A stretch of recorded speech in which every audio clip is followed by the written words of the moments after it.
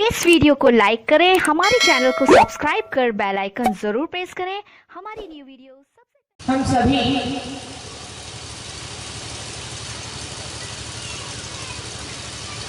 सत्संग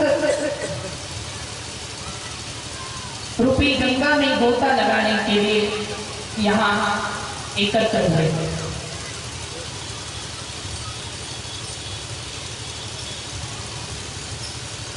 ये सत्संग क्या है?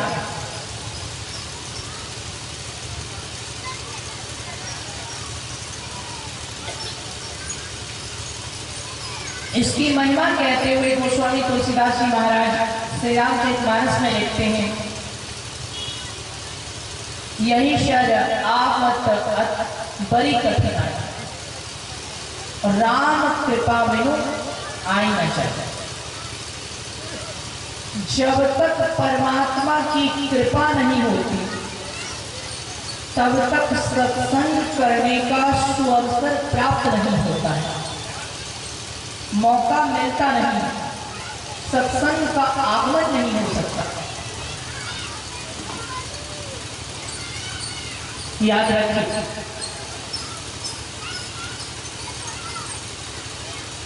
आपने नौकरी कर ली, इसमें बड़े सौभाग्य की बात नहीं है। आपने शादी कर ली, इसमें बड़े सौभाग्य की बात नहीं है।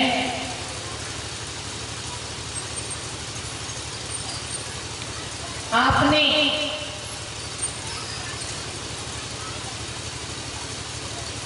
दुनियादारी के कई बड़े बड़े काम करके रख दिए, इसमें कोई बड़ी बात नहीं है। आपने संतान उत्पन्न कर लिया, इसमें कोई बड़ी बात नहीं है, इसमें परमात्मा की कोई कृपा नहीं है। नौकरी करने को ईश्वर की कृपा नहीं कहते, शादी करने को ईश्वर की कृपा की जरूरत नहीं पड़ती, संतान उत्पत्ति के लिए ईश्वर की कृपा की जरूरत नहीं पड़ती, यह कोई बड़ी बात नहीं है। परंतु जिस दिन आपने संतों का सत्संग कर लिया, समझ लो ईश्वर की बहुत बड़ी कृपा। ये बिना परमात्मा की कृपा के नहीं होता। यही सर आवत बड़ी कठिनाई, राम कृपा बिनु आई न जाए।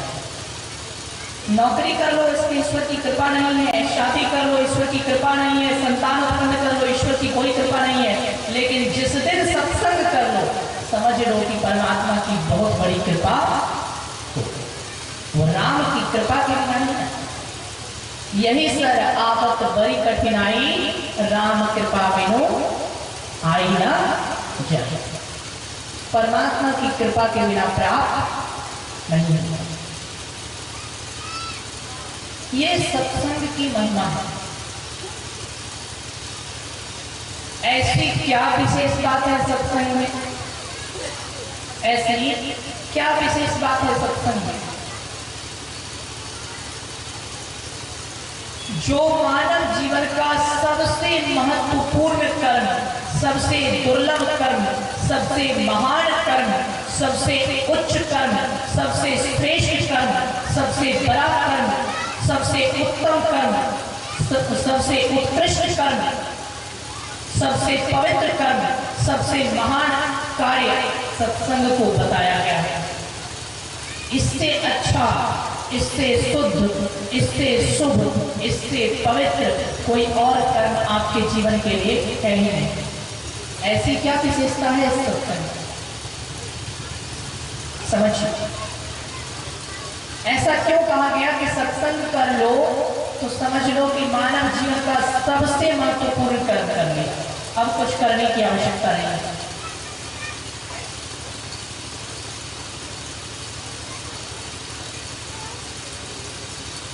क्योंकि यह सत्संग क्या है?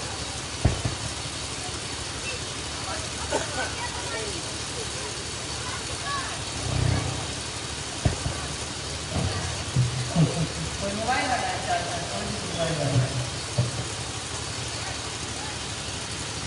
सत्संग की क्या विशेषता है? जैसे एक उदाहरण में समझिए, जैसे ट्रेन का एक इंजन अपनी ऊर्जा से ट्रेन के कई डब्बों को अपने साथ खींचकर स्टेशन तक पहुंचा देता है, जैसे ट्रेन का एक इंजन अपने पीछे कई डब्बों को खींचकर उसे गंतव्य स्थान तक, उसे निश्चित स्टेशन तक पहुंचा देता है, ठीक उसी प्रकार संतों का यह सत्संग इंजन का कार्य करता है, जो दुष्ट, अधर्मी, विधर्मी, पापी और कुकर्मी रूपी व्यक्ति को भी जैसे इंजन कई डब्बों को अपने पीछे खींचकर स्टेशन तक पहुंचा देता है, उसी तरह से संतों का सत्संग कई पापियों को भी खींचकर उसे परमात्मा तक पहुंचा देता है। ये सत्संग की महिमा है। कई पापियों को, कई दुष्टों को, कई अधर्मियों को भी खींचकर पवित्र बनाकर वो परमात्मा तक पहुंचाता।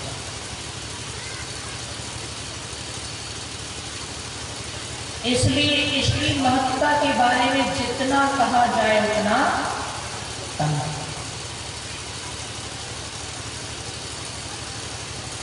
सत्संग, इसको लोग केवल एक शब्द समझते हैं, परंतु नहीं, यह सत्संग केवल एक शब्द नहीं है, इसका अपना एक विशेष अर्थ है। समझिए, सत्संग शब्द का अर्थ क्या है? सत्संग शब्द में सबसे पहला अक्षर है शौ। शौ का अर्थ होता है जहां जाने पर सुसंस्कारों का उदय हो जाए, आपके सोए हुए संस्कार भी जहां जाने पर जागृत हो जाए, आपके मरे हुए शुभ संस्कार भी जहां जाने पर जीवंत हो जाए, जीवित हो जाए, वो है सत्संग। कुसंस्कारी से कुसंस्कारी व्यक्ति भी यहां आकर बैठ जाए, हृदय से सुने सुनी समुझई जन मुदित मन, मज्जहि अति अनुराग, लहरी चारि फल अचल तनु साधु समाज प्रयाग। यदि कोई पापी से पापी भी यहाँ आकर बैठ जाए, सुने, समझे और मन में मनन करके जीवन में उतारे, तो जैसा वह आया है वैसा नहीं रहेगा, उसका परिवर्तन हो जाएगा, उसका बदलाव हो जाएगा, उसकी उन्नति हो जाएगी, उसका कल्याण हो जाएगा, उसका सुधार हो जाएगा, उसका उद्धार हो जाएगा। ये यहां आने की महिमा है।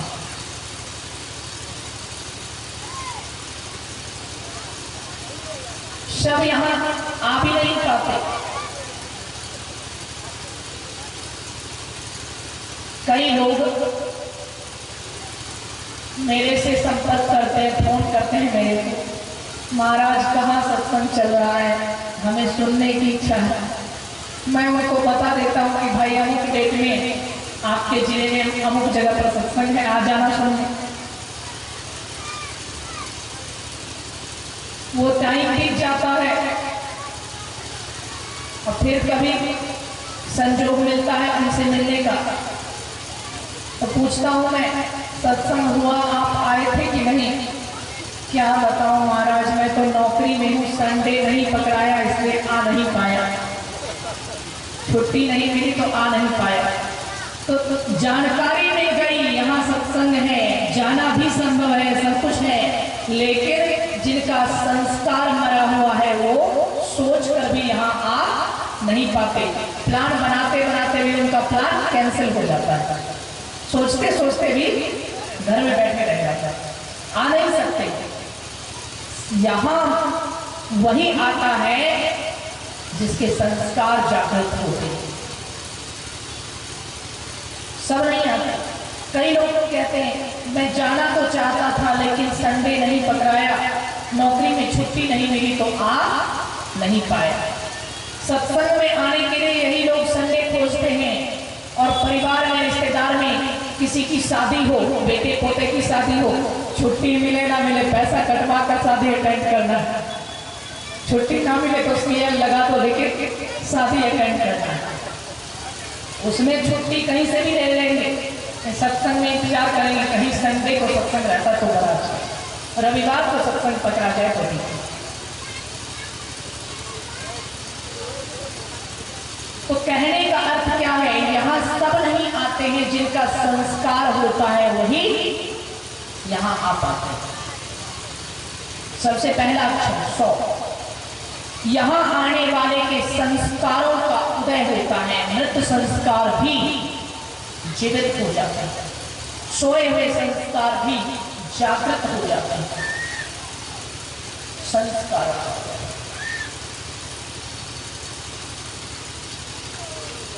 दूसरा अक्षर सत्संग शब्द में जितने अक्षर हैं उनमें दूसरा अक्षर है तो का अर्थ है यहां आने वाले को तीर्थ यात्रा के फल की प्राप्ति होती है। दुनिया में कितने बड़े बड़े तीर्थ हैं, काशी है, प्रयाग है, गोदावरी है, त्रिवेणी है, गंगा यमुना सरस्वती का संगम है, हरिद्वार है, ना जाने कितने कितने तीर्थ हैं, बहुत से तीर्थ। आप हरिद्वार जाएंगे तो आपको काशी जाने का फल मिलेगा, हरिद्वार जाएंगे तो काशी जाने का फल मिलेगा? नहीं मिलेगा। काशी जाएंगे तो हरिद्वार जाने का फल मिलेगा? नहीं मिलेगा। मथुरा चले जाइए, अयोध्या जाने का फल मिलेगा? नहीं मिलेगा। अयोध्या चले जाइए, वृंदावन जाने का फल मिलेगा? नहीं मिलेगा। जहां जाएंगे केवल उसी तीर्थ का फल मिलेगा, दूसरे तीर्थ का फल नहीं मिलेगा। अयोध्या जाने पर वृंदावन का फल नहीं मिल सकता, वृंदावन जाने पर अयोध्या का फल नहीं मिल सकता, हरिद्वार जाने पर काशी जाने का फल नहीं मिल सकता, काशी जाने पर हरिद्वार जाने का फल नहीं मिल सकता। लेकिन सत्संग ही एक ऐसा तीर्थ है, यहाँ आ जाने पर दुनिया के समस्त तीर्थों की यात्रा का फल एक ही स्थान पर प्राप्त हो जाता है। दुनिया के सारे तीर्थों की यात्रा का फल, काशी, प्रयाग, गोदावरी, अयोध्या, वृंदावन, मथुरा, हरिद्वार, सब जगह दुनिया में जितने भी तीर्थ हैं, सब की यात्रा का फल यदि एक स्थान पर प्राप्त करना है तो जैसे समुद्र में दुनिया की समस्त नदियों का जल जाकर समा जाता है, उसी तरह दुनिया के सारे तीर्थों की यात्राओं का एक साथ फल सत्संग में आकर समा जाता है।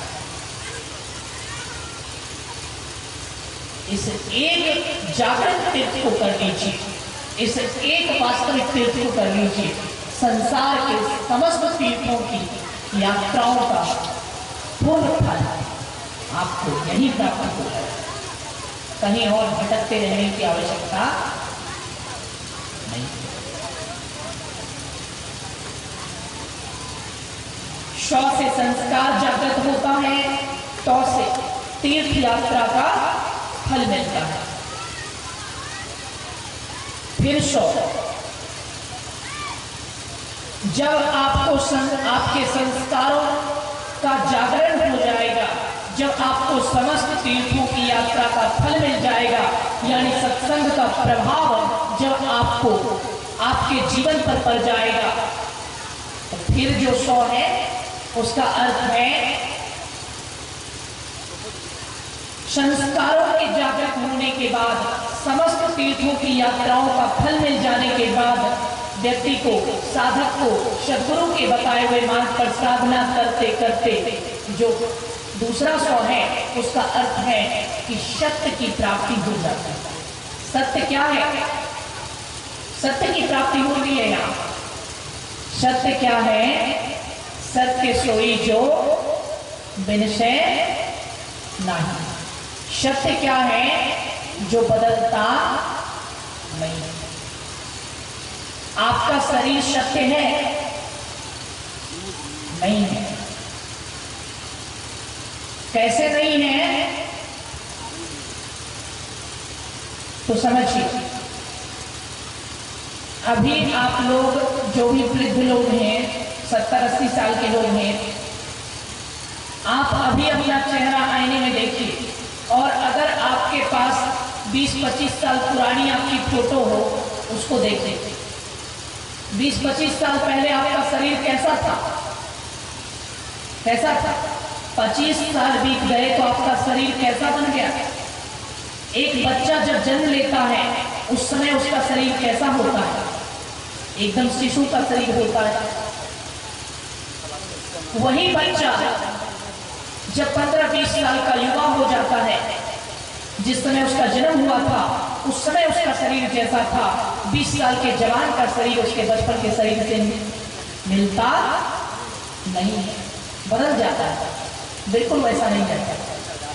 वही 20 साल का युवा जब 50 साल के अधेड़ उम्र का व्यक्ति बन जाए तो उस 20 साल के युवा का शरीर 50 साल के अधेड़ उम्र के व्यक्ति के शरीर से कुछ न कुछ अलग हो जाता है, पूरी तरह मिलता नहीं है।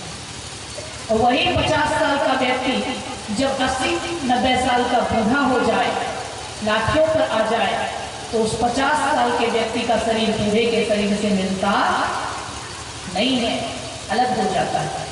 एक ही जन्म में, सोचिए, दूसरे जन्म की बात मैंने नहीं की, एक ही जन्म में जो एक शरीर आपको मिला वो भी एक जैसा नहीं है। दूसरे जन्म की बात तो छोड़ दीजिए, दूसरे जन्म में तो शरीर ही दूसरा मिल जाएगा। एक जन्म में जो शरीर आपको मिला है वह भी एक जैसा नहीं रहता, यानी वो सत्य नहीं है। हमारा शरीर बदलता है, इसलिए शरीर सत्य नहीं, सत्य वो है जो कभी बदलता नहीं। सत्संग में आने पर,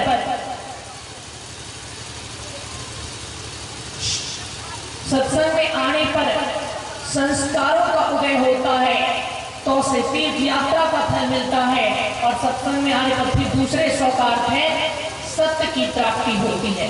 यानी जो सत्य स्वरूप परमात्मा ही सद्गुरु के बताए हुए मार्ग पर चलते चलते उनकी प्राप्ति होती है। और जब परमात्मा की प्राप्ति हो गई, सत्संग का अंतिम अक्षर क्या है? गो। सौ, तो, संस्कृत और गो, अंतिम अक्षर है गो। गो से गंतव्य स्थान की प्राप्ति होती है। गंतव्य स्थान किसको कहते हैं?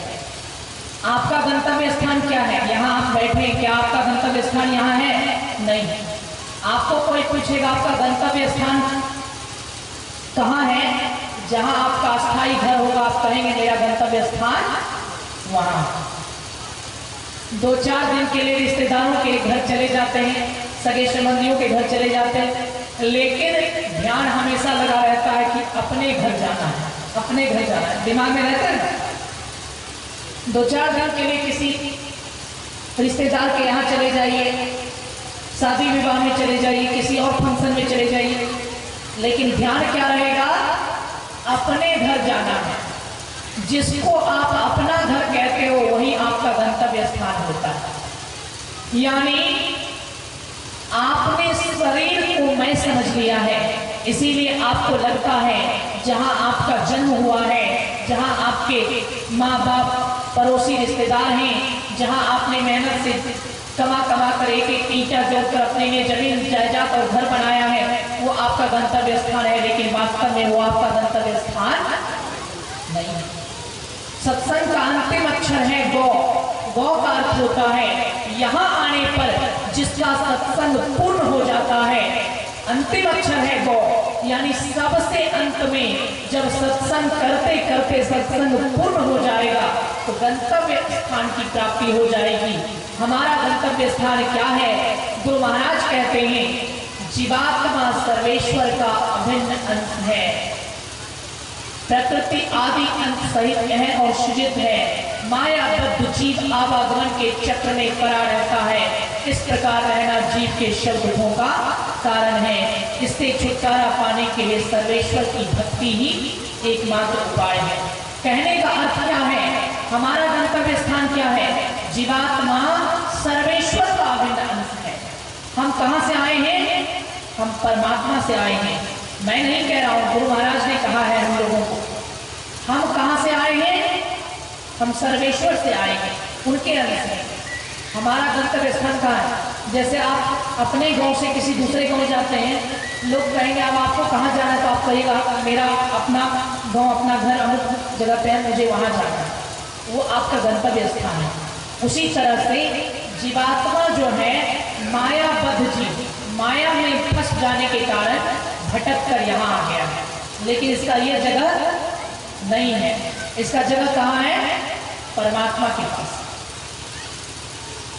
जो जीव सत्संग करते करते यह जान लेता है कि मैं शरीर नहीं, मैं आत्मा हूं, जो यह जान लेता है मैं परमात्मा का अंश हूं, मुझ में भी परमात्मा है, जिसे स्वयं का आत्मज्ञान हो जाता है, उसी को परमात्मा की प्राप्ति हो जाती है। यानी सत्संग में आने पर क्या क्या मिलता है? संस्कार मिलता है, तीर्थ यात्रा का फल मिलता है, सत्य की प्राप्ति होती है, यानी परमात्मा रूपी शक्ति की जानकारी मिलती है, और गंतव्य स्थान मिल जाता है, यानी जिस परमात्मा से हम आए हैं उसी में मिल जाते हैं।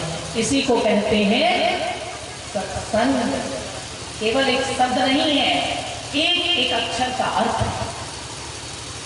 लोग कहते सत्संग कर लिया, अरे पहले समझो कि सत्संग कहते किसको? सत्संग है क्या? करना तो बात है। एक एक अक्षर का अर्थ सबको मिला दीजिए, सारे अर्थ को मिला दीजिए, बन जाएगा सत्संग। ऐसे सत्संग को करने से हमारा सुधार होता है, ऐसे सत्संग को करने से हमारा उद्धार होता है, ऐसे सत्संग को करने से हमारा कल्याण। पर कितने दुख की बात है, कितने खेद की बात है, कितने अफसोस की बात है कि हम लोग सत्संग करने के लिए तो आए हैं पर कर नहीं पा रहे। हम सत्य स्वरूप परमात्मा की संगति कर नहीं पा रहे। भगवान श्री कृष्ण ने अर्जुन से कहा था, हे अर्जुन, जिस प्रकार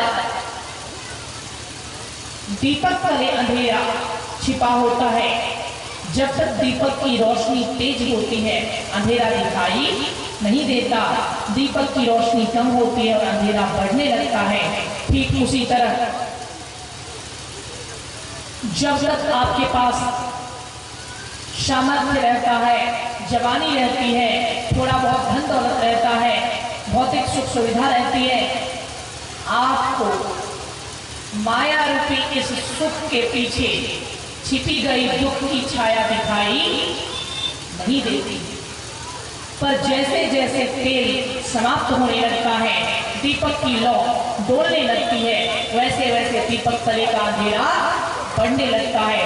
ठीक उसी प्रकार जैसे जैसे हमारा शरीर बूढ़ा होता है, जैसे जैसे हमारा शरीर बीमार होता है, जैसे जैसे हमारी सुंदरता नष्ट होती है, जैसे जैसे हमारी ऊर्जा कम होती है, जैसे जैसे हमारी क्षमता नष्ट होती है, वैसे वैसे इस सुख की छाया के पीछे छिपा गया दुख बढ़ने लगता है,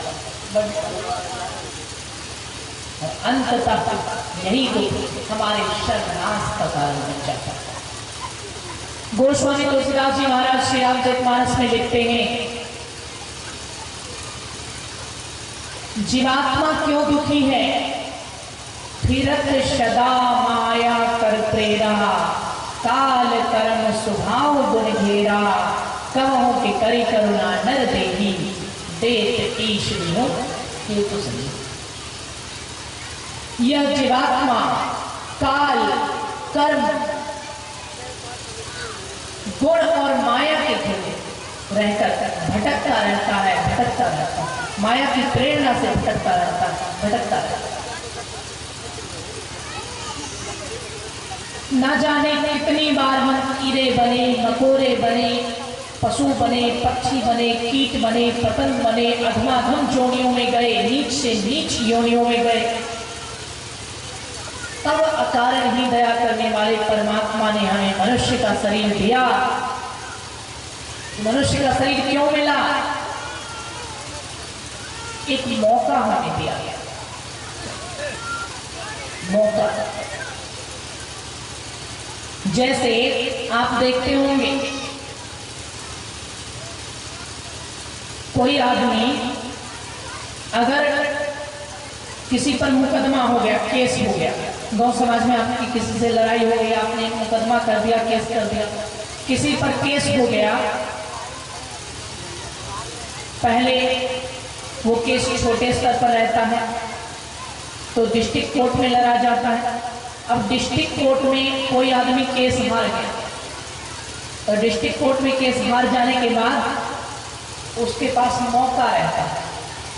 मौका क्या रहता है? वो आगे अपील कर सकता है। एक जगह हार गया लेकिन फिर भी उसके पास मौका बचा हुआ है कि अपने केस की अपील आगे कर सकता है।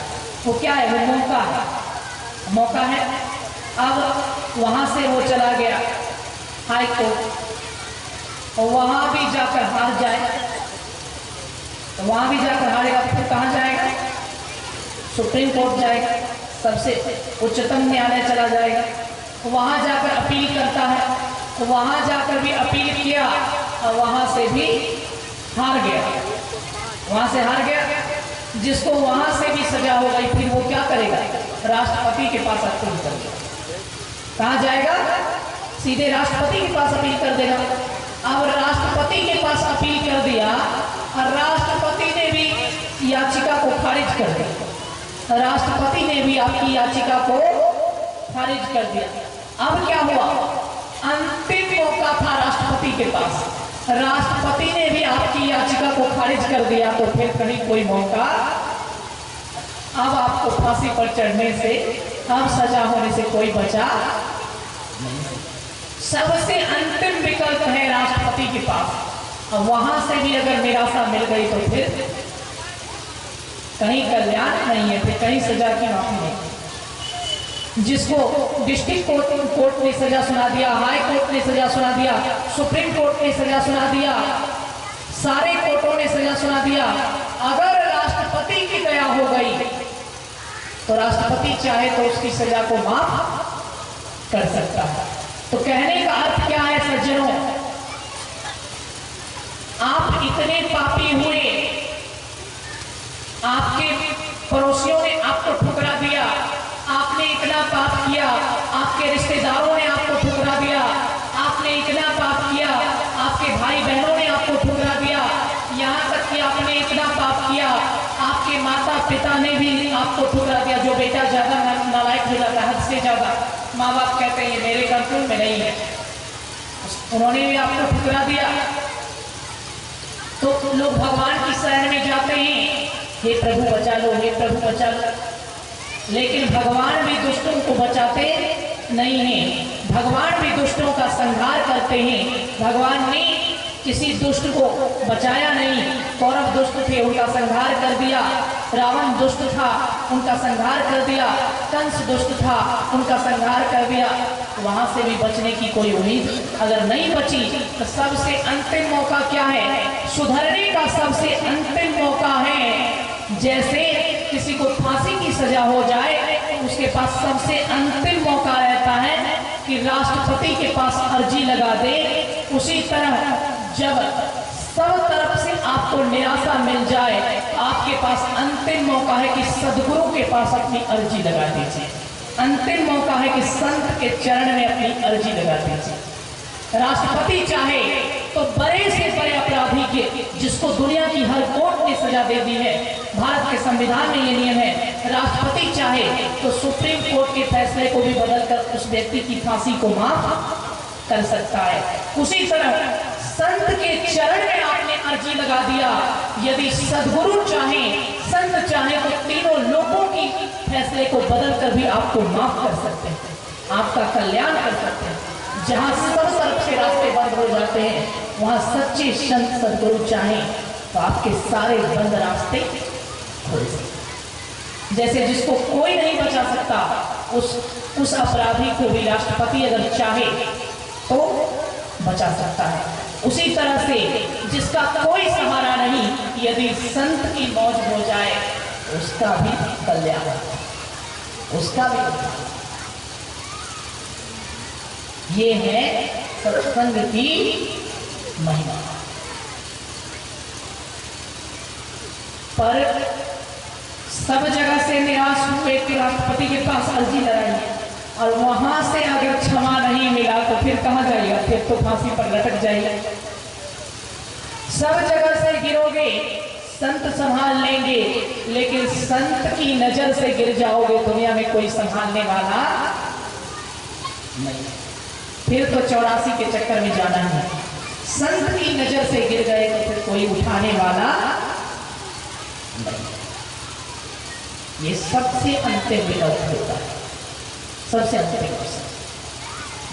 इसलिए सज्जनों, हम सबको चाहिए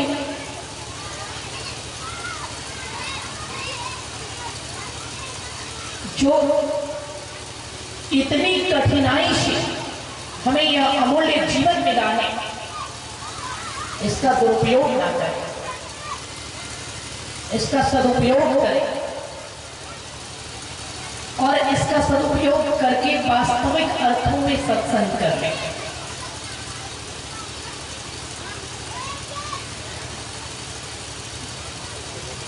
ये जो आप कथा सुन रहे हैं, बहुत सारे लोग एक जगह आकर बैठकर सुन रहे हैं, ये क्या है? कहते हैं धर्म कथा बाहर सत्संग।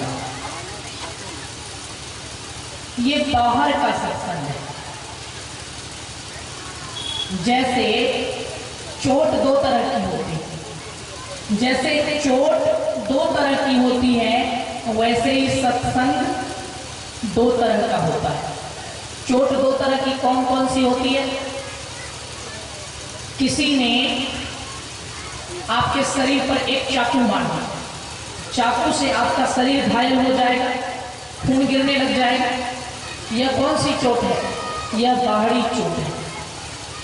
तो बाहरी चोट, जो कोई किसी को चाकू मार दे, उंगली काट दे या हाथ पर चाकू मार दे कहीं भी, तो उससे जो घाव लगता है, उससे जो चोट लगती है, इसको कहते हैं बाहरी चोट। उससे जो तकलीफ होती है वो सबको दिखाई देती है, खून गिरता है वो सबको दिखाई देता है, शरीर घायल होता है वो सबको दिखाई देता है। पर कभी कभी ऐसा होता है चोट अंदर में लगती है, दिल में लगती है। कैसे? कोई माँ बाप हैं, बच्चे को जन्म दिया, पाला पोसा, पढ़ाया लिखाया, बड़ा किया, जवान किया, और वही बेटा आगे चलकर माँ बाप को डपट कर जवाब दे दे, बात बात पर आंखें दिखाए, माँ बाप की सेवा ना करे, माँ बाप कुछ कहें तो उलटकर उनके ऊपर ही बरस जाए, उनके ऊपर ही गुस्सा करने लग जाए। आपका कोई बहुत प्रिय व्यक्ति अगर आपको पलट कर जवाब दे दे, उससे भी चोट लगती है, उससे भी चोट लगती है। लेकिन वो चोट कैसी रहती है? बाहर की चोट नहीं रहती, चोट दिल में लगती है, अंदर लगती है। बताइए ज्यादा खतरनाक कौन सी चोट है? जो बाहर लगती है वो, या जो अंदर लगती है वो? अंदर वाली चोट। वाह, बहुत अच्छा हुआ। जो चोट अंदर लगती है वो ज्यादा खतरनाक होती है। सही बात है, क्योंकि बाहर की चोट क्या है? आपको थोड़ा घाव लगा है, 2-4 दिन दवाई करेंगे, 2-4 दिन पट्टी करेंगे, ठीक हो जाएगा। लेकिन कभी आपके बेटे ने जवाब दे दिया, आपकी पत्नी ने कुछ ऐसा बोल दिया, आपके बहुत प्रिय आदमी ने कुछ ऐसा गलत भाषा आपके साथ बोल दिया, वो चोट जो लगती है, लोग कहते हैं मैं मरते दम तक नहीं भूल सकता।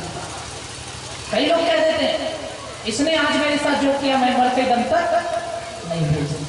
दुनिया का कोई घाव ऐसा नहीं जो मरते दम तक रहता हो, लेकिन बात का घाव जो अंदर में लगता है वो मरते दम तक पीछा नहीं छोड़ता। लोग कहते हैं मैं मर जाऊंगा लेकिन इस बेइज्जती को भूल नहीं पाऊंगा।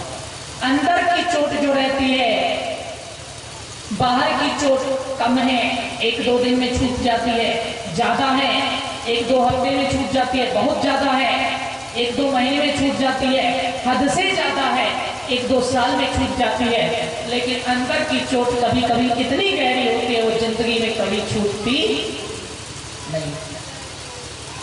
जैसे बाहर में भी चोट लगती है और अंदर में भी चोट लगती है, लेकिन बड़ी चोट कौन है? बड़ी चोट है अंदर की चोट। वैसे सत्संग 2 तरह का होता है, कथा प्रसंग अभी आप लोग सुन रहे हैं, ये बाहर का सत्संग है और अंदर का सत्संग है। ध्यान करना, साधना करना, गुरु के बताए हुए मार्ग पर अनुसरण करना, अपने आचरण में इस ज्ञान को उतारना, ये अंदर का सत्संग है। अब जैसे बाहर की चोट बरी है या अंदर की चोट बरी है, अगर आपसे पूछा जाए अंदर की चोट बरी या बाहर की चोट बरी, अभी आपने बताया अंदर की चोट बरी है, उसी तरह से अब आपसे पूछा जाए बाहर का सत्संग बरा कि अंदर का सत्संग बरा? अंदर का सत्संग बरा। जैसे 2 तरह की चोट है, बाहर की चोट भी चोट है और अंदर की चोट भी चोट है, लेकिन अंदर की चोट ज्यादा बड़ी होती है, ज्यादा गहरी होती है। उसी तरह बाहर का भी सत्संग है और अंदर का भी सत्संग है, दोनों का अपना अपना महत्व है।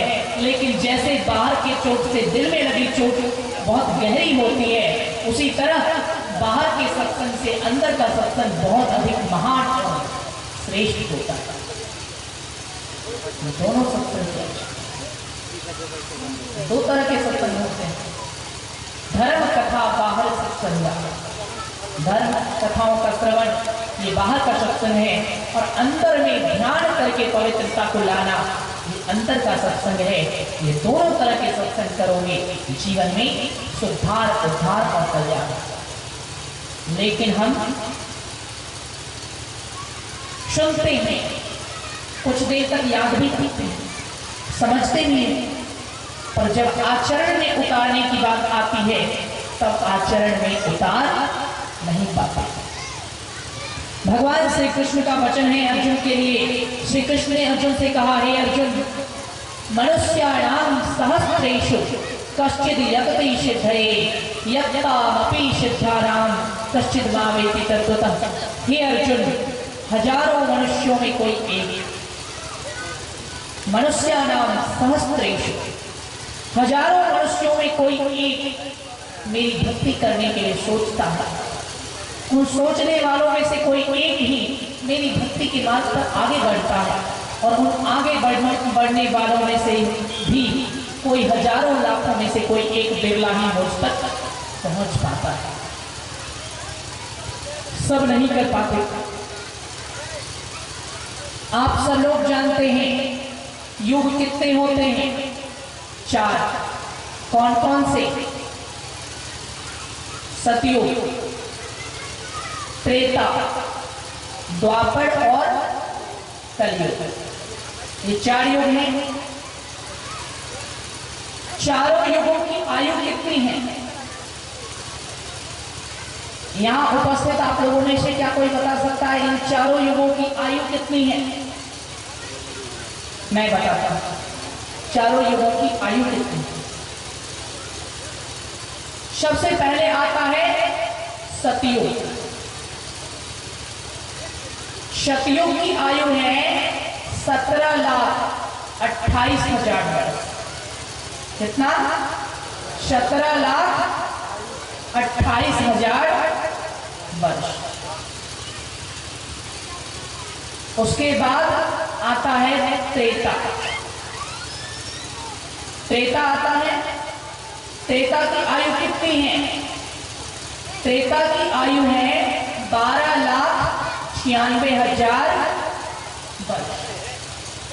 त्रेता की आयु कितनी है? 12,96,000 वर्ष। इसके बाद आता है द्वापर, जिसमें भगवान श्री कृष्ण का अवतार है। द्वापर की आयु कितनी है? 8,64,000 वर्ष। द्वापर की आयु कितनी है? 64,000 वर्ष। उसके बाद आता है, अभी आप लोग जिस युग में जी रहे हैं, कलयुग। कलयुग की आयु कितनी है? 4,32,000 वर्ष। कलयुग की आयु कितनी है? 4,32,000 वर्ष। और इन 4,32,000 वर्षों में से कलयुग के लगभग कितने साल पूरे हुए हैं? कलयुग के लगभग 5,000 साल पूरे हो गए हैं। कई लोग कहते हैं घोर कलयुग आ गया है। अभी कोई घोर कलयुग नहीं आया है। 4,32,000 वर्ष कलयुग की आयु है। उसमें से बीता है कितना? मात्र 5,000 साल। और कितना बचा हुआ है जोड़ लीजिए। हम तो उतने पढ़े लिखे हैं नहीं जो जोड़कर बताएंगे आपको, खुद जोड़ लीजिएगा। तो 5,000 साल कलयुग के 5,000 साल पूरे हो गए हैं। 5,000 साल जब पूरे हो गए हैं तो समझिए, सतयुग बीत गया 17,28,000 वर्षों का। त्रेता बीत गया 12,96,000 वर्षों का। द्वापर बीत गया 8,64,000 वर्षों का। कलयुग बीत रहा है 4,32,000 वर्षों का बीत रहा है। इतने समय से, इतने वर्षों से, इतने अरसे से हम लोग भटक रहे हैं। सोच लीजिए कितना टाइम बीत गया भटकते। कितने टाइम से भटक रहे हो? एक गिनती बताता। वैसे ये तो बस एक चतुर्युगी की गिनती है। और चारों युगों को मिलाकर एक चतुर्युगी होती है। समझ गए? चारों युगों को मिलाकर एक चतुर्युगी होती है। एक बार जब सतयुग, त्रेता, द्वापर और कलयुग, एक बार जब ये चारों युग खत्म हो जाते हैं तो इसको कहा जाता है एक चतुर्युगी खत्म हो गया। फिर शुरू होता है दूसरा चतुर्युगी, फिर शुरू होता है तीसरा चतुर्युगी। युगों की आयु आपने जान ली। अब ये जो चतुर्युगी है, ये चारों युग कितनी बार बीत चुके हैं? कि कौन सी चतुर्युगी चल रही है? कोई अगर आपको पूछे ये कौन सी चतुर्युगी चल रही है तो उनको आप कह सकते हो ये 28वीं चतुर्युगी चल रही है। कौन सी चतुर्युगी? 28वीं चतुर्युगी। अभी जो प्रेजेंट में हम लोग जी रहे हैं, कौन सी चतुर्युगी है? 28वीं चतुर्युगी। यानी 27 बार सतयुग बीत गया, 27 बार त्रेता बीत गया, 27 बार द्वापर बीत गया और 27 बार कलयुग भी बीत गया, खत्म हो गया। ये 28वां चल रहा है। 28वां चल रहा है। समझिए, एक बार एक युग की आयु इतने लाखों वर्ष होती है। सबको मिला दीजिए तो करोड़ों अरबों साल बीत जाएगा। 27 बार सब खत्म हो गया है। 28 प्रेरणा से भटकते जा रहे हैं। लेकिन अब बहुत हो गया। अब तो चेतने की आवश्यकता है। अब तो जागने की आवश्यकता है। इतने सालों से भटक रहे हैं। हेलो, अब भटकना बंद करने की आवश्यकता है। हाँ? तो भटकना क्या अपने आप बंद हो जाएगा? खुद में ये क्षमता है कि आप भटकना बंद कर लीजिएगा? नहीं। याद रखना, संसार में जीव दो प्रकार के होते हैं। दुनिया में जीव दो प्रकार के होते हैं। एक होता है जीव गेंद के जैसा और दूसरा जीव होता है पिंड के जैसा। एक पिंड के जैसा और एक गेंद के जैसा। पिंड किसको कहते हैं? गया श्राद्ध की प्रक्रिया आप लोग जानते होंगे। लोग गया में जाकर क्या करते हैं? पिंडदान करते हैं। उसको कहते हैं पिंड। पिंड जो होता है गिरते ही रहता है। पहले अंजलि में आता है, हाथ में आता है, हाथ से पिंड को लोग जमीन पर रखते हैं, जमीन से फिर उसको और नीचे गिरा देते हैं, नदी में गिरा देते हैं।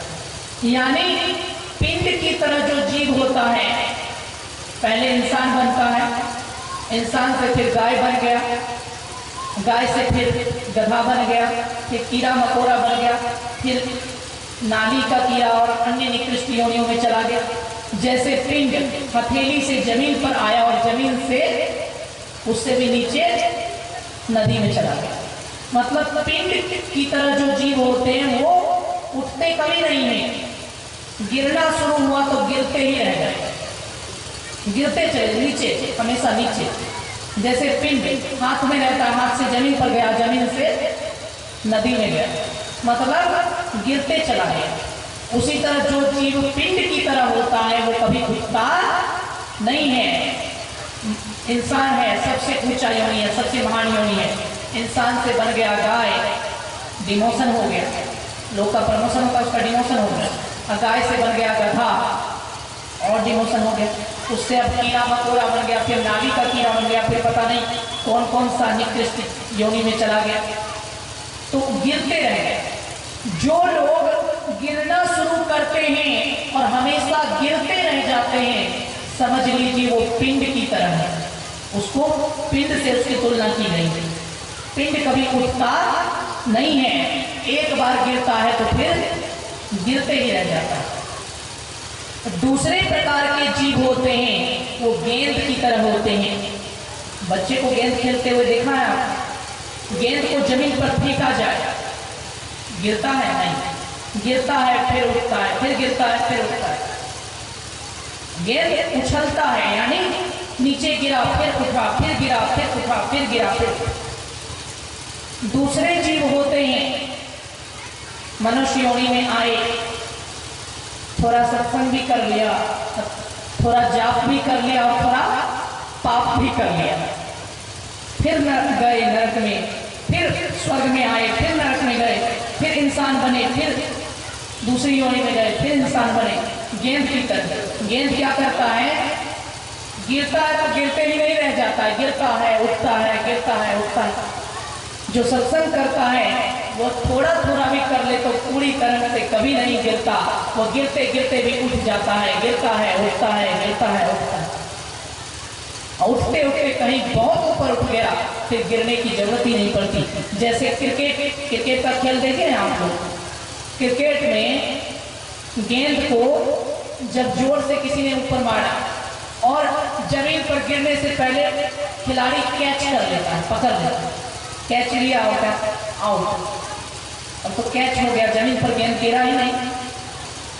तो कहने का मतलब क्या? जो जीव गेंद की तरह होता है, समझिए, जो गेंद की तरह होता है, गिरता है उठता है, गिरता है उठता है। जैसे गेंद उछल जमीन पर गिरता है, फिर उछलता है, फिर गिरता है, फिर उछलता है। गेंद की तरह जो जीव होता है, गिरता है उठता है, गिरता है उठता है। उठते उठते बहुत ऊपर उठ गया तो परमात्मा उसको कैच कर लेते हैं, यानी उठते उठते भक्ति पूरी हो गई, परमात्मा में मिलकर परमात्मा हो गया। गेंद को कैच कर लिया जाए तो फिर जमीन पर गिरने की जरूरत नहीं, तो परमात्मा के पास चला गया, परमात्मा की गोद में चला गया तो भक्ति पूरी हो गई, फिर कभी गिरता। तो पिंड की तरह जीव मत बनो, बनना है तो थोड़ा थोड़ा भी सत्संग करते रहो, कम से कम गेंद की तरह बनकर रहो। गिरोगे उठोगे, गिरोगे उठोगे, उठते उठते बहुत ऊंचा उठ जाओगे तो परमात्मा अपनी गोद में ले लेंगे, फिर गिरने की जरूरत नहीं पड़ेगी। दो तरह के जीव होते हैं, एक पिंड की तरह और दूसरा गेंद की तरह। आप लोग खुद विचार कर लीजिए, आप पिंड वाले कैटेगरी में हैं या गेंद वाले कैटेगरी में? क्या उतनी दूर से बोलेंगे तो सुनाई भी कम ही देता है ना। गेंद वाले कैटेगरी में जाना चाहते हैं, वैसा कर्म होना चाहिए, वैसा कर्म कीजिए तो गेंद की श्रेणी में आ जाएंगे। कर्म वैसा नहीं किया, इंसान है, जानवर की तरह कर्म करते रहे तो गेंद की कैटेगरी में नहीं आएंगे, पिंड की कैटेगरी में चले जाएंगे। तो एक होती है गेंद की श्रेणी और एक होती है पिंड की श्रेणी। जो अधम जीव होते हैं, पापी होते हैं, महापापी होते हैं, जिंदगी में कभी संतों का आदर नहीं करते, हमेशा सत्संग से दूर और सिनेमा के नजदीक रहते हैं, ऐसे जो लोग होते हैं वो पिंड की श्रेणी में रहते हैं। अभी इंसान में है बहुत ऊंचे हैं। जैसे पिंड पहले हाथ में रहता है, हाथ से नीचा गिरता है, जमीन पर रख दिया जाता है, जमीन से फिर नदी में डाल दिया जाता है। उसी तरह से पहले इंसान में ही ऐसे पापी लोग फिर जानवर की श्रेणी में जाएंगे, फिर जानवर से कीड़े मकोड़े बन जाएंगे और गिरते गिरते गिरते ही रह जाएंगे। ऐसा तो इसलिए हमें अपना कल्याण करने की आवश्यकता है और हमारा परम कल्याण किनके पास होगा? जिनका स्वयं का कल्याण हो गया है। जैसे आप अपने बच्चे को पढ़ने भेजते हैं, आपका बच्चा 10 साल का है, 10 साल के बच्चे को आप 8 साल के बच्चे के पास पढ़ने भेजिएगा? नहीं भेजिएगा। क्यों? तो आपको पता है वो तो खुद ही बच्चा है, वो इसको क्या पढ़ाएगा? वो तो खुद ही पढ़ना नहीं जानता, तो वो इसको क्या पढ़ाएगा? परंतु आपका 10-15 साल का बच्चा है तो आप उसको पढ़े लिखे शिक्षक के पास भेज देंगे, बेटा जाओ ट्यूशन करो, पढ़ाई करो। आपको विश्वास है यह व्यक्ति मेरे बच्चे से कई गुना अधिक जानता है, तो यह इसको पढ़ा सकता है। उसी तरह हमें अपना कल्याण करना है, हमें परमात्मा की प्राप्ति करनी है, हमें जीव और शिव की एकता को सुनिश्चित करना है, हमें इष्ट और उपासक को एक बनाना है, हमें भक्त और भगवान की एकता को सुनिश्चित करना है, हमें परम पद को प्राप्त करना है, परम गति को पाना है। तो हमें पता होना चाहिए जो उस परम गति को पाए हुए संत महापुरुष होते हैं उनके पास जाना चाहिए, उनके पास जाना चाहिए। जैसे जो चीज जहां रहती है वो चीज वहीं मिलती है, कहीं अन्यत्र नहीं मिलती। आप कपड़े के दुकान पर जाकर दुकानदार को कहो भाई ऐसा करो मुझे एक लोहे का एक गिलास दे दो, दुकानदार आपको क्या कहेगा? तुझे दिखाई नहीं देता है क्या ये कपड़े की दुकान है? यहाँ लोहे का गिलास कहाँ से मिलेगा? यहाँ लोहे का औजार कहाँ से मिलेगा? ये कपड़े की दुकान है, कपड़े की बात करो, यहाँ लोहे का सामान नहीं मिलेगा। किसी स्वर्णकार के पास चले जाओ, उसको कहो भाई मुझे मेरे नाप का अच्छा सा जींस टी शर्ट दिखा दो, अच्छा कपड़ा दिखा दो। वो कहेगा लगता है तुझे दिन में कम दिखाई देता है क्या? ये सोने की दुकान है, मैं स्वर्णकार हूँ, मैं सुनार हूँ, मैं कोई कपड़ा बेचने वाला तो हूँ नहीं जो मैं तेरे नाम के कपड़े बना दूँ। जो जिस चीज की दुकान होती है वहां वही चीज मिलता है। अब राशन की दुकान पर जाकर आप कुछ और मांगने लग जाओ तो आपको मिलेगा? नहीं मिलेगा। वहां खाने पीने की चीजें ही मिलेंगी। उसी तरह से आप अस्थायी सुख चाहते हैं। इंसान क्या चाहता है? सुख। कैसा सुख? सुख तो चाहता है लेकिन कैसा सुख? ऐसा सुख जो कभी खत्म ना हो। कैसा सुख चाहता है? जो कभी खत्म ना हो। इंसान सुख चाहता है लेकिन वो कैसा सुख चाहता है? जो कभी खत्म ना हो। तो वैसा सुख कहाँ मिलेगा? दुनिया में कहीं है वैसा सुख जो कभी खत्म ना हो? कहीं है? नहीं। इस दुनिया में कहीं भी वैसा सुख नहीं है जो कहीं खत्म ना हो।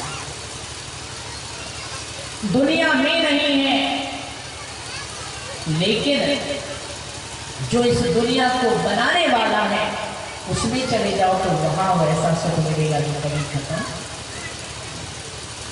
दुनिया खत्म होती है दुनिया में रहने वाले खत्म होते हैं, दुनिया भी खत्म होती है, प्रलय होता है।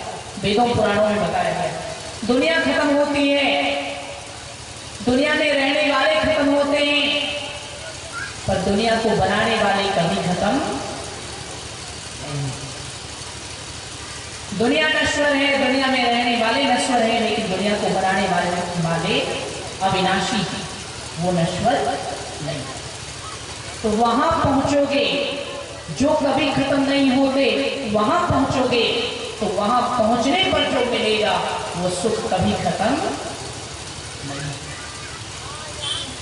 वो सुख कभी खत्म नहीं। इसलिए वैसे सुख की प्राप्ति के लिए हमें परमात्मा के पास पहुंचना। अब परमात्मा के पास पहुंचना है तो समझिए, आपको जहां जाना होता है आप वहां जाने वाली गाड़ी पर जाकर बैठ जाते हैं। परमात्मा के पास पहुंचना है तो वहां जाने वाली कोई ट्रेन है, कोई गाड़ी है जो ले जाए वहां जाकर पहुंचा दे? नहीं। कोई नहीं कह सकता कि अमुक स्टेशन पर चले जाओ, वो गाड़ी मिल जाएगी जहां से भगवान के पास पहुंच जाओ। नहीं। दुनिया के किसी भी स्टेशन पर कोई भी ड्राइवर, कोई भी चालक, कोई भी गाड़ी वाला ऐसा नहीं है जो यात्री को परमात्मा तक पहुंचा दे। परंतु जो दुनिया के किसी भी रेलवे स्टेशन पे संभव नहीं, दुनिया के किसी भी एयरपोर्ट पर संभव नहीं, दुनिया के किसी भी बस स्टैंड पर संभव नहीं, दुनिया के किसी भी यातायात के परिधानों पर संभव नहीं है, वो कहाँ संभव है? वो इसी सत्संग रूपी ट्रेन में बैठने पर संभव है। यदि यहां आकर बैठ गए, ये सत्संग क्या है? सत्संग परमात्मा का निज अंग है। रामायण में बताया गया है कि परमात्मा का यानी भगवान का अपना अंग है सत्संग। जैसे माँ की हाथ पकड़ने वाला बच्चा, छोटा बच्चा है, छोटे बच्चे ने माँ की हाथों को पकड़ लिया, माँ की हाथ को पकड़ने वाला बच्चा हाथ पकड़कर उछल कर अपनी माँ की गोद में बैठ जाता है। ठीक उसी तरह सत्संग में आकर सत्संग कर लेने वाला व्यक्ति जैसे माँ के हाथ को पकड़कर उछलकर बच्चा माँ की गोद में बैठ जाता है, उसी तरह जो सत्संग में आ जाता है वो उछलकर परमात्मा की गोद में बैठ जाता है। ये इसकी महिमा। जैसे चुंबक लोहे को अपनी तरफ खींच लेता है, उसमें खींचने की क्षमता होती है, उसी प्रकार संतों का सत्संग जो है जीवात्मा को परमात्मा की तरफ खींच लेता है, खींचने की क्षमता। लेकिन करोगे तब तो कोई करा नहीं देगा, कोई करा नहीं देगा, करना तो स्वयं ही पड़ेगा। याद रखना, दुनिया में कई चीजें होती हैं जो आपको खुद करना पड़ता है, आपके बदले कोई और नहीं कर सकता। दुनिया में बहुत सी ऐसी चीजें होती हैं जो आपको खुद से करना होता है, स्वयं से करना होता है, आपके बदले कोई और नहीं कर सकता। कई लोग मेरे पास आते हैं, मेरे से कहते हैं महाराज आपको देख लिया, दर्शन कर लिया, अब तो काम हो गया, अब मैं जा रहा हूं, मेरे पास बहुत काम है, सत्संग तो नहीं सुन पाऊं। मैं कहता हूं भाई मुझे तो क्या, मैं तो कुछ भी नहीं हूं। बड़े से बड़े संत महापुरुषों को भी सिर्फ जाकर देख लो और कुछ करो, नहीं तो कोई लाभ मिलने वाला नहीं। बाहरी विग्रह को देखकर क्या लाभ मिल सकता है? कुछ नहीं। कई लोग कहते हैं महाराज मैं तो नहीं करता, मेरे बदले मेरी पत्नी क्यों करती है, और वो तो अर्धांगिनी है, वो करेगी तो आधा मुझे मिल ही जाएगा। कई लोगों का अपना तर्क होता है, मैं नहीं कर पाता, मेरी पत्नी बहुत करती है, वो करेगी तो आधा मिल ही जाएगा। हर चीज में आधा नहीं मिलता, याद रखना। कुछ कार्य व्यक्तिगत होते हैं, आधा आधा मिलना तो दूर की बात है, आपको 10% भी मिलने वाला नहीं है, 1% भी मिलने वाला नहीं है। जीवन में कुछ कार्य ऐसे होते हैं जो केवल आपको करना होता है, आपके बदले कोई और नहीं कर सकता, आपके बदले किसी और में उस कार्य को करने की क्षमता नहीं है, वो नहीं कर सकता। जैसे समझिए, जीवन में ऐसे कौन कौन से कार्य हैं जो आपको अकेले करने पड़ते हैं, आपके बदले कोई और करेगा तो आपको 1% भी फायदा मिलने वाला नहीं है। सबसे पहला काम, भोजन। आपको जोरों की भूख लगी है, जोरों की भूख लगी है, आप समझ लीजिए आप बहुत बिजी आदमी है, बहुत व्यस्त व्यक्ति हैं, आपके पास खाने तक का टाइम नहीं है, आपके पास दुनिया भर का काम है, फिर भी आप खाने के लिए टाइम निकालते हैं। एक व्यक्ति ने मेरे से कहा था सत्संग में, महाराज मैं चलता हूँ, मैं बहुत व्यस्त हूँ, मैं तो चला जाऊंगा, शाम में फिर आ जाऊंगा, मेरी पत्नी यहाँ बैठकर सुनेगी, उसको नहीं छोड़कर जाए। हमने कहा आपकी पत्नी सुनेगी तो इससे आपको क्या? तो महाराज कुछ तो मिल के जाएगा, मुझे बड़ा काम है, मैं बाद में आ जाऊँ, चला गया। हमने कहा सुनो, जब भूख लगती है, बहुत व्यस्त रहते हैं, फिर भी खुद खाते हैं, उस समय भोजन करने वाला आदमी, भूखा आदमी ये कहे मेरे पास बहुत काम है, मेरे पास टाइम नहीं है, मेरे बदले मेरी पत्नी खा ले और आधा मुझे मिल जाए, ऐसा कोई कहता है? नहीं। कोई कहता है कि मेरे पास खाने तक का टाइम नहीं है, मेरे बदले पत्नी खा ले मुझे मिल जाए? कोई नहीं कहता। क्यों? क्योंकि पत्नी खाएगी तो उसके पेट में जाएगा, उससे आपका पेट भरने वाला नहीं है। तो भोजन खुद करना पड़ता है, आपके बदले कोई और नहीं कर सकता। दूसरी चीज,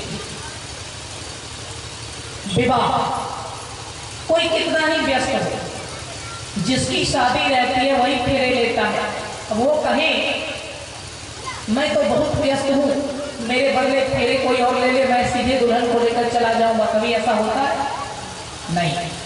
अरे भाई विवाह आपको करना है तो फेरे भी आपको ही लेने पड़ेंगे, चाहे कितना ही काम हो। आपके बदले विवाह कोई और करे और फल आपको मिल जाए, ऐसा कभी नहीं होता। जिसकी शादी है उसी को करनी होती है। भोजन, विवाह, दो काम। तीसरा काम मृत्यु। किसी के मरने का समय आ जाए, वो यमराज से ये कहे आज मेरे पास फुर्सत नहीं है, मेरे बदले आज मेरे बेटे को लेकर चले जाओ, कल मैं आ जाऊंगा, उसको भेज दे। ऐसा कभी होता है? आज मेरे पास टाइम नहीं, मेरे बदले मेरी पत्नी को लेकर चले जाओ, कल मैं आ जाऊंगा, ऐसा कभी होता है? नहीं। भोजन, विवाह और मृत्यु, जिसकी मौत है उसी को जाना है, उसके बदले कोई और नहीं जा सकता। और चौथी चीज होती है सत्संग। जो करेगा उसी को मिलेगा, उसके बदले कोई और करके उसको दे नहीं सकता। जैसे भोजन, जो करेगा भूख उसी की मिटेगी, उसके बदले उसके पति की, उसके रिश्तेदार की भूख नहीं मिट सकती। विवाह, जो करेगा दुल्हन उसी को मिलेगी, उसके बदले किसी और को नहीं मिल सकती। मृत्यु, जिसकी आएगी उसी को जाना पड़ेगा, उसके बदले कोई दूसरा नहीं जा सकता। उसी तरह सत्संग जो करेगा फल उसी को मिलेगा, सत्संग आपके बदले कोई और नहीं कर सकता। आप करोगे आपको ही मिलेगा, आप नहीं करोगे, सोचोगे आपके बदले बेटा करके आपको दे दे, पत्नी आपको करके दे दे, कोई और करके दे दे, कोई करके दे नहीं सकता। ये सारे कार्य व्यक्तिगत होते हैं। व्यक्तिगत यानी हम करेंगे और हमको ही मिलेगा, हमारे बदले कोई और, चाहे कितना ही निकटतम सगा संबंधी हो, चाहे उससे हमारे खून का ही रिश्ता क्यों ना हो, लेकिन वो भी करके हमें दे नहीं सकता। तो दुनिया में ये चार चीजें हमेशा याद रखना, ये चार चीजें ऐसी होती हैं जो करता है उसी को मिलता है, उसके बदले किसी और को फायदा नहीं मिल सकता। भोजन, मृत्यु, विवाह और सत्संग जो करेगा उसी को मिलेगा, उसके बदले किसी और के करने का सिस्टम, किसी और के करने का नियम ही नहीं बना, कोई और नहीं। इसलिए सत्संग स्वयं कीजिए, रोज कीजिए। गुरु महाराज ने कहा नित्य प्रति सत्संग कर ले प्यारा, तेरा काज करे सा। एक दिन किया एक दिन छोड़ा, ऐसे में काम चलने वाला नहीं। नियमित रहना पड़ेगा, एकदम रेगुलर रहना पड़ेगा, छूटना नहीं चाहिए। जैसे आप रोज श्वास लेते हैं, रोज श्वास लेते हैं, अगर एक दिन भी श्वास लेना छोड़ दें, सोचे कि इसके बदले कल ले लूंगा, तो ले ही नहीं पाएंगे, जिंदगी खत्म। एक दिन की बात छोड़ दीजिए, 1 घंटे भी श्वास रोक कर कोई सामान्य व्यक्ति नहीं रह सकता। बड़े बड़े जो संत महापुरुष लाखों करोड़ों में कोई एक होते हैं, उनकी बात अलग है, लेकिन जनरल केस में देखा जाए, सामान्य स्थिति में कोई 1 घंटे की बात छोड़ दीजिए, 10 मिनट भी श्वास लिए बिना रहेगा तो वो मर जाएगा। जैसे श्वास आपको प्रतिक्षण लेना पड़ता है, थोड़ा भी छोड़ा फिर लेने लायक भी नहीं रहोगे, उसी तरह परमात्मा का स्मरण आपको प्रतिक्षण प्रतिपल हर काम काज को करते करते भी प्रभु का स्मरण करते रहना चाहिए। थोड़ा भी छोड़ा फिर माया इतना ज्यादा दबोच लेगी, इतने भटक जाओगे कि फिर लेने लायक नहीं रहोगे, फिर संस्कार जगाने लायक नहीं रहोगे। मन भटक गया, बिगड़ गया तो फिर संभालना बहुत मुश्किल हो जाएगा, बहुत कठिन हो जाएगा। इसलिए नित्य प्रति सत्संग कर ले प्यारा, रोज करो, प्रतिदिन करो, प्रतिपल करो, नित्य प्रति सत्संग कर ले प्यारा, तेरा काज करे सारा। छोड़ छोड़ कर मत करो, छोड़ने पर आ गए, छोड़ छोड़ कर करते रहे तो फिर करने लायक ही नहीं रहोगे। नित्य प्रति सत्संग कर ले प्यारा, तेरा काज करे सारा, हमेशा कर।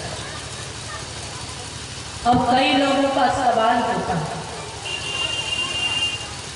सत्संग करने से क्या मिलता है?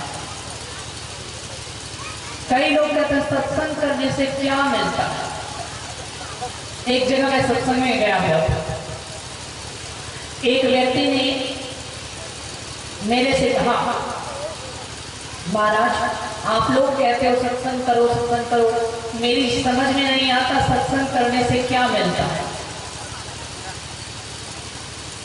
कुछ तो नहीं मिलता, चुपचाप जाओ 2-3 घंटे तक बैठकर चले आओ, क्या मिलता है? कुछ नहीं मिलता। सत्संग करने से क्या मिलता? मैंने कहा एक बात बताओ,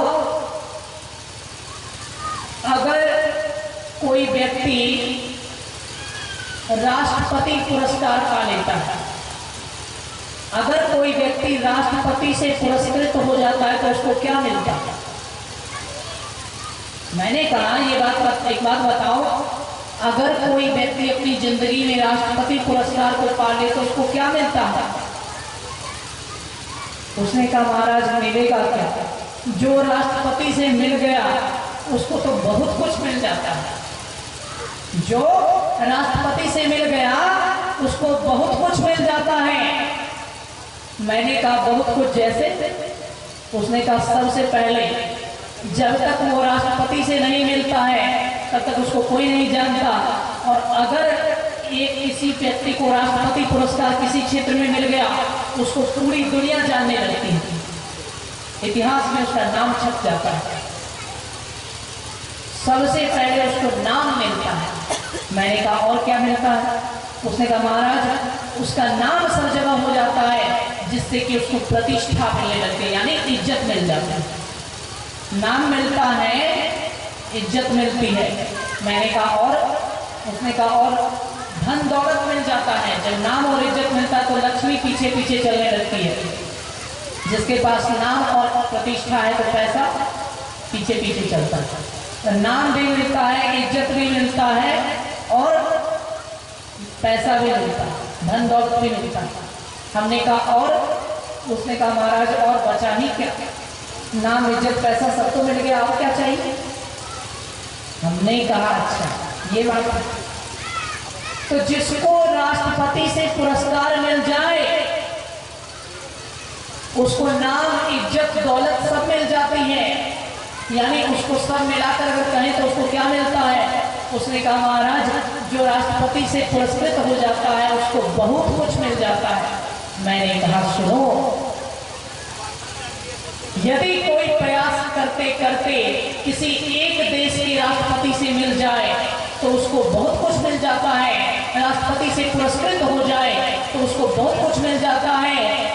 और यदि कोई संतों का सत्संग करते करते तीनों लोगों के राष्ट्रपति और प्रधानमंत्री परम प्रभु परमात्मा से मिल जाए तो जैसे राष्ट्रपति से पुरस्कृत होने वाले को बहुत कुछ मिलता है, उसी तरह परम प्रभु परमात्मा से पुरस्कृत होने वाले को सब कुछ मिल जाता है। उसको बहुत कुछ नहीं, उसको सब कुछ मिल, उसको सब कुछ मिल जाता है। राष्ट्रपति पुरस्कार जिसको मिल जाए उसको बहुत कुछ मिलता है, और जिसको परम प्रभु परमात्मा का पुरस्कार मिल जाए उसको सब कुछ मिल जाता है। कुछ पाने की आवश्यकता सब मिल जाए, बचेगा क्या? कुछ बचा ही नहीं जिसको और पाना, जिसको पाना शेष, सब कुछ मिल जाता है। तो जैसे राष्ट्रपति से कोई बिना पैरवी के नहीं मिल सकता, डायरेक्ट अपने मन से जब चाहे तब नहीं मिल सकता, बिना समय से नहीं, समय जब उनके पास होगा निकाल कर मिलेंगे, बिना अर्जी लगाए नहीं मिल सकता। उसी तरह तीनों लोगों के राष्ट्रपति और प्रधानमंत्री परम प्रभु परमात्मा से कोई सीधे नहीं मिल सकता, अपने आप नहीं मिल सकता जब तक संत सदगुरु उनकी अर्जी ना लगा दे, जब तक संत सदगुरु उनकी पैरवी ना लगा दे। तीनों लोगों के मालिक परमात्मा से डायरेक्ट आप मिल जाए, इतना लिंक आपके पास नहीं है, इतना आपके पास कोई कनेक्शन जुड़ा हुआ सीधा नहीं है कि आप तुरंत मिल जाए। तुलसीदास जी महाराज के जीवन की एक छोटी सी घटना है। गोस्वामी तुलसीदास जी महाराज चाहते थे उनको राम जी का दर्शन, भगवान श्री राम के भक्त थे, तो चाहते थे कि श्री राम के दर्शन हो जाएं, श्री राम के दर्शन हो जाएं। तो भगवान श्री राम से प्रार्थना करते थे कि हे प्रभु आपके दर्शन कब होंगे, हे प्रभु आपके दर्शन कब होंगे। अर्जी लगाते थे, अर्जी लगाते लगाते गोस्वामी तुलसीदास जी महाराज ने श्री राम जी को कह दिया।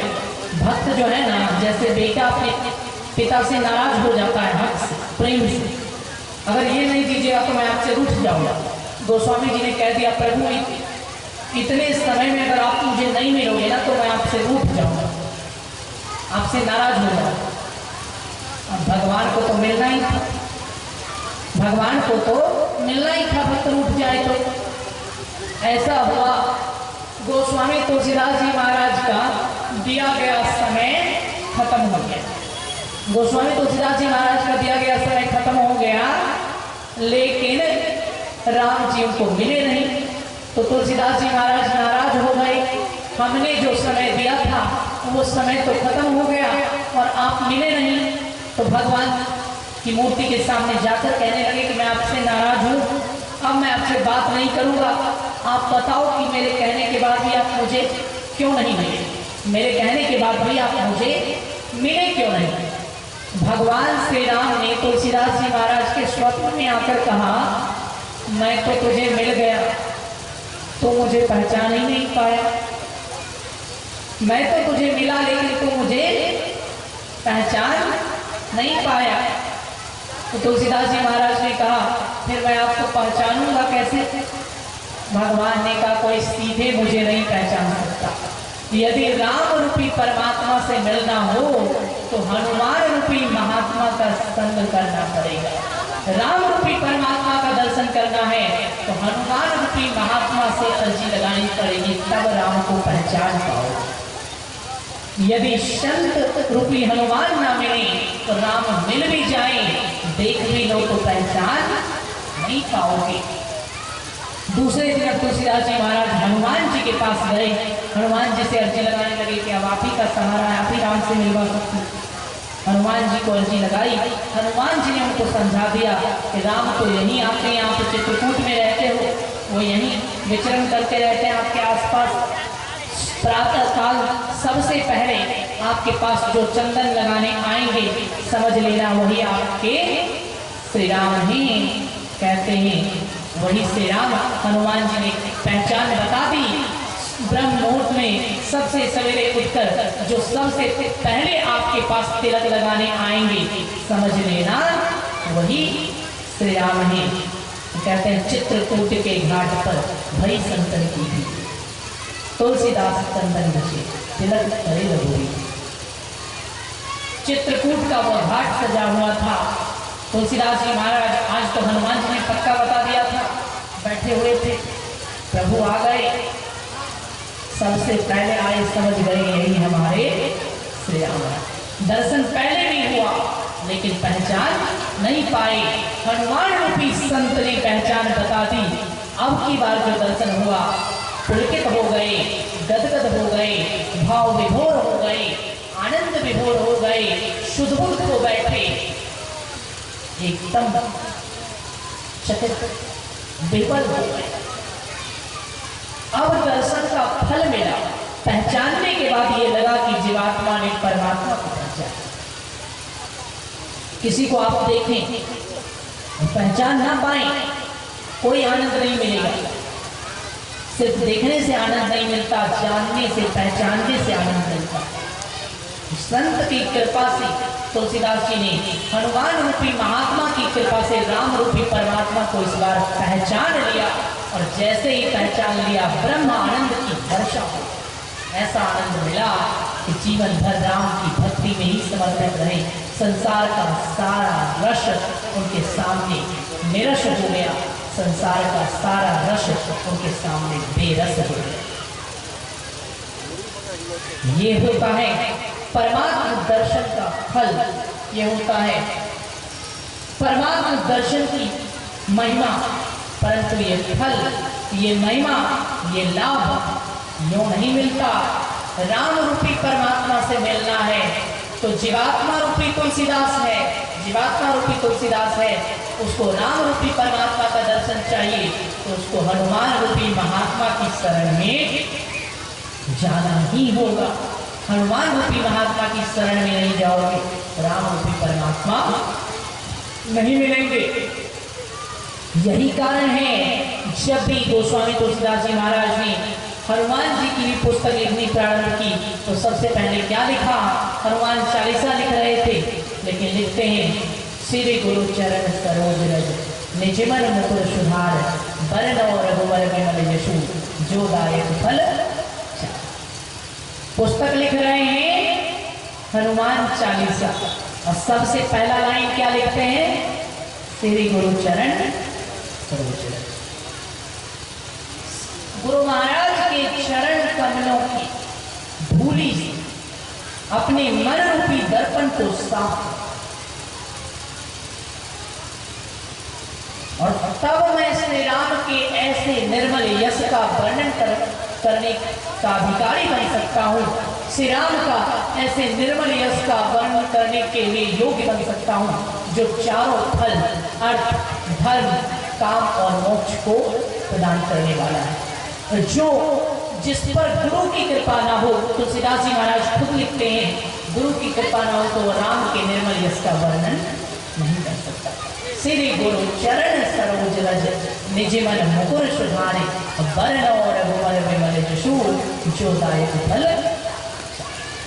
यानी संत की कृपा हो, संत की मौज हो, लेकिन संत की कृपा यूं नहीं होती है, किसी भी राह चलते पर नहीं होती है। संत की कृपा तब होती है जब आप हृदय में भाव जगाओगे, प्रेम जगाओगे, विश्वास जगाओगे, समर्पण जगाओगे, तब सत्संग में आकर बैठोगे, सुनोगे, समझोगे, जीवन में उतारने की कोशिश करोगे, तो हमारे गुरु महाराज कहते थे कोशिश करोगे तो होगा, कोशिश करोगे तो कोशिश करते करते जो ईश्वर उसी की सहायता करते हैं जो अपनी सहायता स्वयं करता है। किसी विद्वान ने लिखा, यानी जब आप स्वयं से तैयार हो जाओगे शुभ कर्म को करने के लिए, तो प्रकृति की हर शक्ति, चाहे वो संत हो, भगवंत हो, चाहे वो किसी देवी देवता की शक्ति हो, प्रकृति की हर सकारात्मक शक्ति आपको आगे बढ़ने में सहायता करेगी। लेकिन प्रारंभ शुरुआत खुद से करना पड़ेगा,